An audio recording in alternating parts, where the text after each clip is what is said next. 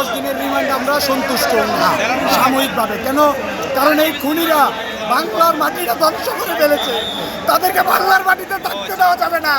তারা আমার ভাইদের গুলি করে মেরেছে।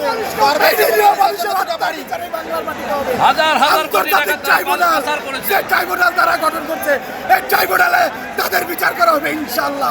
আমরা আইনজীবী সমাজ এটা কখনো মানি না, মানবো না।